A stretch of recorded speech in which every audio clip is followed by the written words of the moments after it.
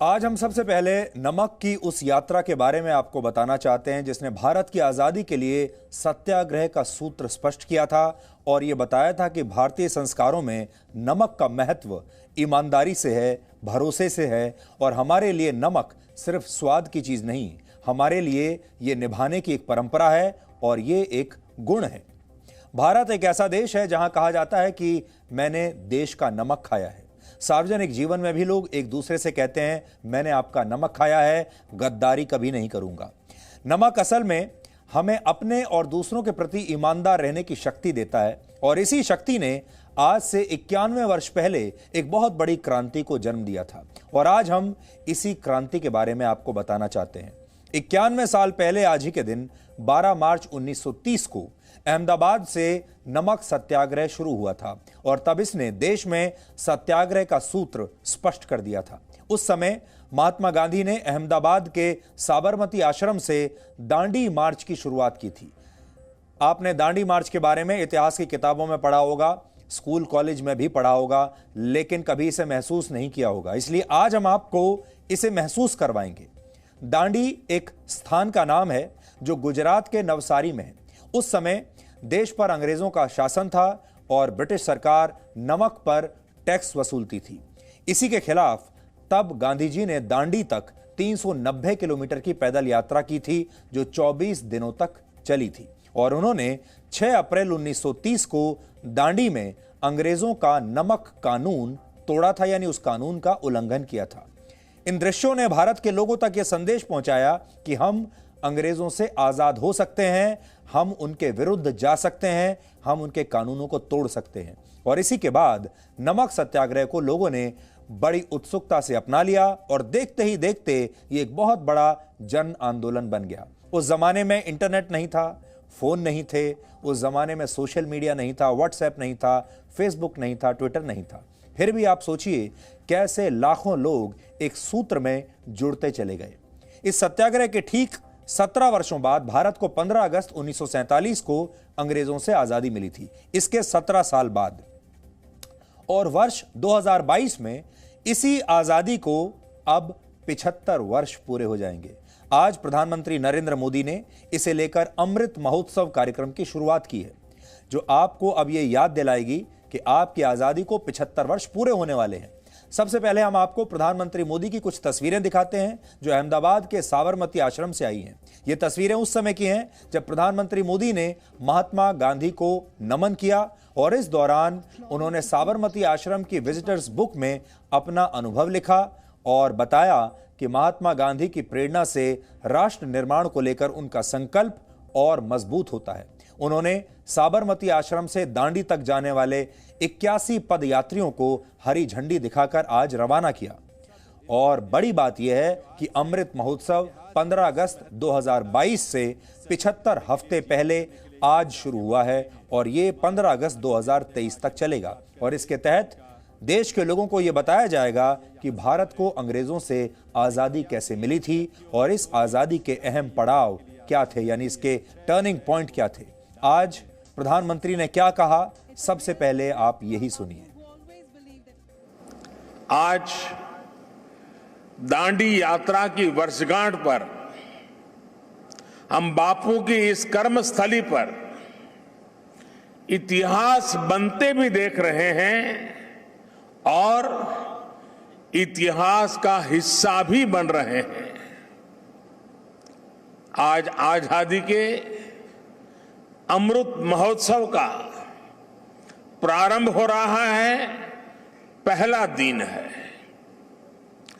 अमृत महोत्सव 15 अगस्त 2022 से 75 सप्ताह पूर्व आज प्रारंभ हुआ है और 15 अगस्त 2023 तक चलेगा।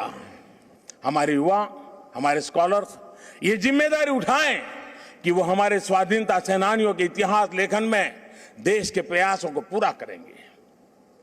आजादी के आंदोलन में और उसके बाद हमारे समाज की जो उपलब्धियां रही है उन्हें दुनिया के सामने और प्रखरता से लाएंगे। मैं कला, साहित्य, नाट्य जगत, फिल्म जगत और डिजिटल एंटरटेनमेंट से जुड़े लोगों से भी आग्रह करूंगा, कितनी अद्वितीय कहानियां हमारे अतीत में बिखरी पड़ी है, इन्हें तलाशिए, इन्हें जीवंत कीजिए, आने वाली पीढ़ी के लिए तैयार कीजिए। तो आप सब के लिए बहुत जरूरी है कि आप हमारे संघर्षों को, आजादी के संघर्षों को बहुत अच्छी तरह से सबसे पहले तो जानें उनके बारे में, और फिर उसे महसूस करें, और फिर आप उस पर गर्व करें। क्योंकि जब तक आपको अपने इतिहास के बारे में पता नहीं होगा, अपने पूर्वजों के बारे में, उनके संघर्षों के बारे में पता नहीं होगा, उस पर आप गर्व नहीं करेंगे, तब तक आप अपने देश पर भी गर्व नहीं कर पाएंगे। इतिहास में आज के दिन का बहुत महत्व है, और इसीलिए अमृत महोत्सव की शुरुआत भी आज के दिन से की गई। ये दिन आजादी की उन यादों को जीवित करता है जो बताती हैं कि उस समय नमक ने पूरे देश को यह एहसास करा दिया था कि आजादी के लिए हमारी प्रतिज्ञा का ईमानदारी से पालन होना चाहिए, और गांधी जी ने इसके लिए बहुत संघर्ष किया। आज जब इस संघर्ष को हमारे देश के बहुत सारे लोग भूलते जा रहे हैं, तब इसे याद करना और भी जरूरी है। ये बात वर्ष 1929 की है, जब लाहौर में कांग्रेस का अधिवेशन हुआ था और सविनय अवज्ञा आंदोलन शुरू करने का संकल्प लिया गया था। इसे तब सिविल नाफरमानी आंदोलन कहा गया था। हालांकि इस अधिवेशन के बाद गांधी जी ऐसे प्रभावी तरीके तलाश रहे थे जो लोगों को आजादी के लिए प्रेरित कर सकें, और उस समय नमक आजादी की मांग का एक बहुत बड़ा हथियार बन गया। आज आपके लिए सोचने वाली बात यह है कि जब सोशल मीडिया नहीं था, ये टेक्नोलॉजी नहीं थी, एक नमक, एक चुटकी नमक ने कैसे पूरे देश को एक कर दिया था और जोश से भर दिया था। इन तस्वीरों को देखिए, बहुत पुरानी तस्वीरें हैं, लेकिन इनमें आपको एक जोश नजर आएगा, और यही है नमक की ताकत। फरवरी 1930 में गांधी जी ने ब्रिटिश सरकार के नमक कानून को लेकर विरोध जताया था, और वो समझ गए कि नमक ही अब अंग्रेजों के खिलाफ लोगों की ताकत बनेगा। वो नमक की ताकत को समझ गए थे। तब गांधी जी ने नमक कानून का यह कहते हुए विरोध किया कि ब्रिटिश सरकार इस पर टैक्स लगाकर करोड़ों लोगों को भूखा नहीं मार सकती। उन्होंने नमक पर टैक्स को मानवता के खिलाफ बताया, और फिर 2 मार्च 1930 को उन्होंने इस पर भारत के तत्कालीन वाइसरॉय लॉर्ड इरविन को एक चिट्ठी लिखी, जिसमें ब्रिटिश राज को एक अभिशाप बताया गया था। उस समय यह चिट्ठी आपके स्क्रीन पर है, सॉल्ट टैक्स को लेकर, बाय M.K. गांधी इसमें लिखा हुआ है, और यह वो चिट्ठी है जिसके बारे में हम जिक्र कर रहे हैं अभी आपसे। उस समय देश एक उलझन में फंसा हुआ था। लोगों के मन में विश्वास की कमी थी, और अंग्रेजों ने भारतीय नेताओं के मनोबल को भी बहुत कमजोर कर दिया था। लोगों को लगने लगा था कि अब आजादी का संघर्ष आसान नहीं होगा। यह वही दौर था जब शहीद भगत सिंह, सुखदेव और राजगुरु के खिलाफ देश में कई मुकदमे चल रहे थे, और ब्रिटिश सरकार यही सोच रही थी कि अगर गांधी जी ने नमक सत्याग्रह शुरू भी किया तो भी ये सफल नहीं होगा। और शायद उसकी सबसे बड़ी गलती यही थी कि हमारे देश के लोगों ने तो नमक के महत्व को समझ लिया, नमक की ताकत को समझ लिया, लेकिन अंग्रेज नमक की इस ताकत को समझ नहीं पाए।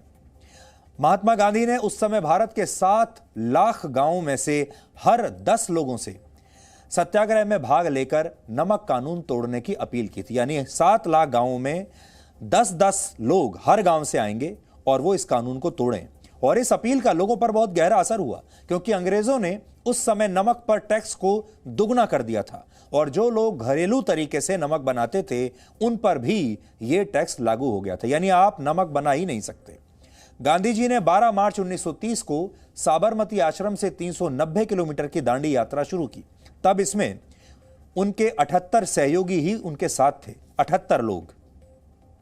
लेकिन जब यह यात्रा शुरू हुई तो इसके दृश्यों ने, तस्वीरों ने लोगों को भावुक कर दिया, और यात्रा के दौरान बड़े बड़े जनसमूह गांधी जी के साथ जुड़ते चले गए। आज हमने उस यात्रा की कुछ बहुत ही बहुमूल्य तस्वीरें आपके लिए निकाली हैं, जिन्हें आप इस समय अपनी स्क्रीन पर देख रहे हैं। इन तस्वीरों को जब आप ध्यान से देखेंगे तो आपको पता चलेगा कि उस समय देश की आजादी के लिए लोगों में किस कदर जुनून था, कैसा जोश था, और लोग हर कीमत पर अपने घरों से बाहर निकलकर अंग्रेजों का विरोध करना चाहते थे। ऐसा जोश आपको आसानी से देखने को नहीं मिलेगा। और जैसा कि हम आपको बता रहे हैं, उस वक्त यह कोई इवेंट मैनेजमेंट कंपनी ने नहीं किया था। उस वक्त सोशल मीडिया पर अपील नहीं की गई थी। उस वक्त पैसा खर्च नहीं किया गया था इस पर। लोगों के दिल में जुनून था, इसलिए वो लोग इकट्ठा हुए। 390 किलोमीटर की यह पैदल यात्रा 24 दिनों तक चली और 6 अप्रैल 1930 को दांडी में गांधी जी ने अंग्रेजों का नमक कानून खुलेआम सबके सामने तोड़ा। तब उन्होंने समुद्र तट के किनारे से नमक उठाकर ब्रिटिश सरकार को चुनौती दी थी। ये तस्वीरें उस समय के अखबारों में पहले पन्ने पर छपी थीं। आज आप इन तस्वीरों को देखिए। ये तस्वीर अपने आप में बहुत शक्तिशाली तस्वीर है।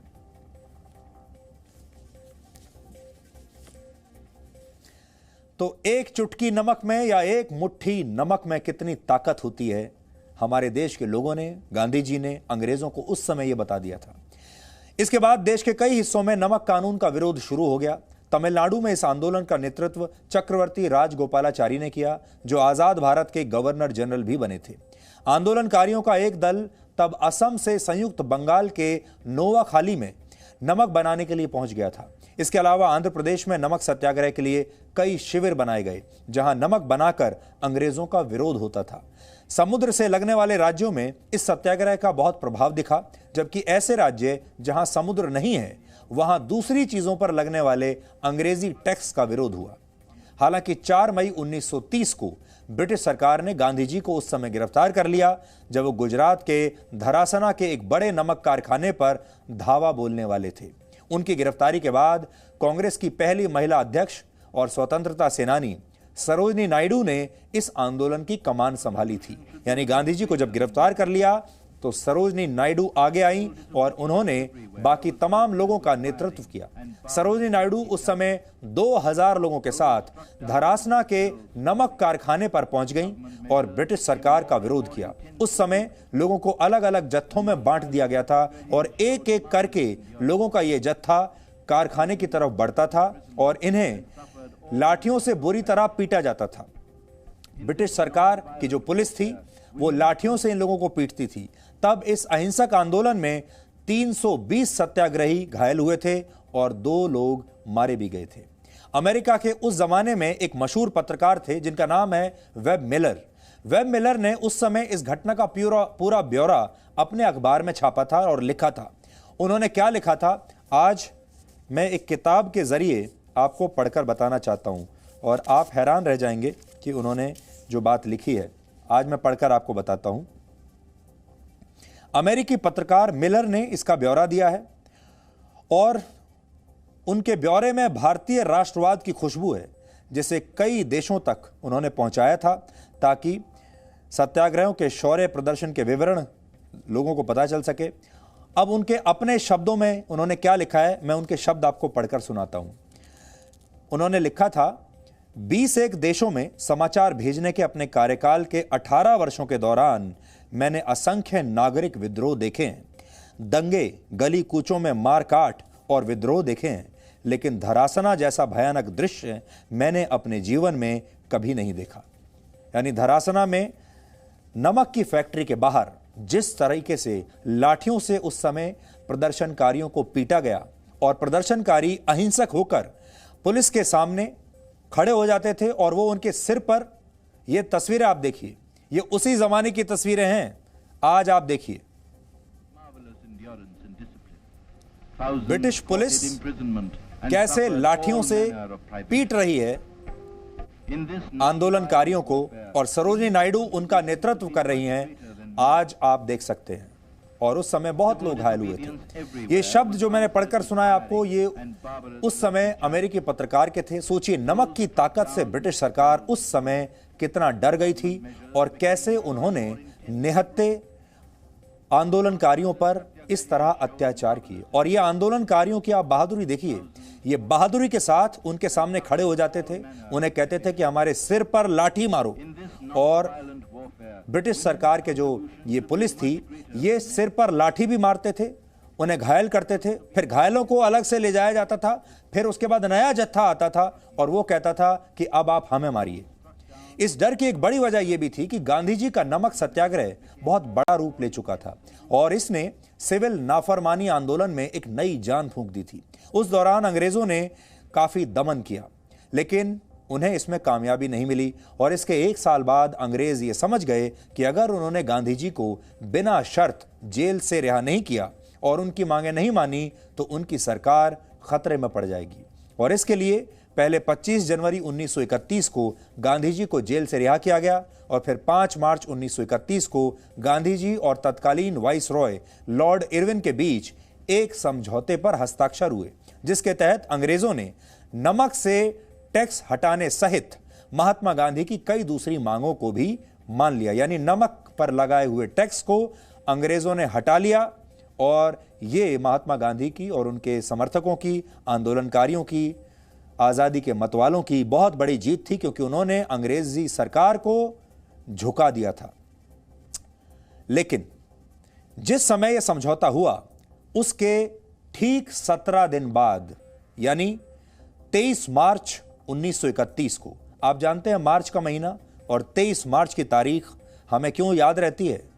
23 मार्च 1931 को इस हस्ताक्षर होने के ठीक 13 दिन बाद शहीद भगत सिंह, शिवराम हरी राजगुरु और सुखदेव थापर को ब्रिटिश सरकार ने फांसी की सजा दी थी, जिसकी वजह से कहा जाता है कि अगर गांधी जी इस समझौते से पहले शहीद भगत सिंह, सुखदेव और राजगुरु की फांसी को टालने के लिए लॉर्ड इरविन पर कुछ और दबाव बना देते तो शायद शहीद भगत सिंह की फांसी टल जाती या फिर माफ हो जाती और शहीद भगत सिंह, राजगुरु और सुखदेव आगे कुछ और समय तक जिंदा रह सकते थे।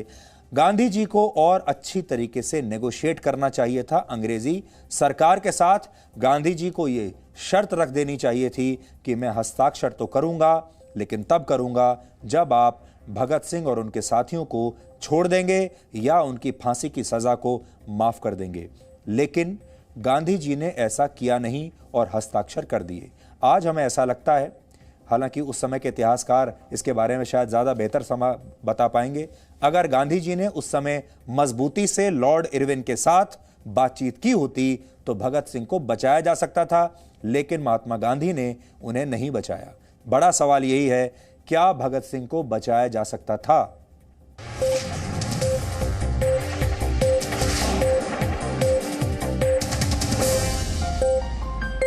Presenting B News app, available on Google Play and App Store. Download it now.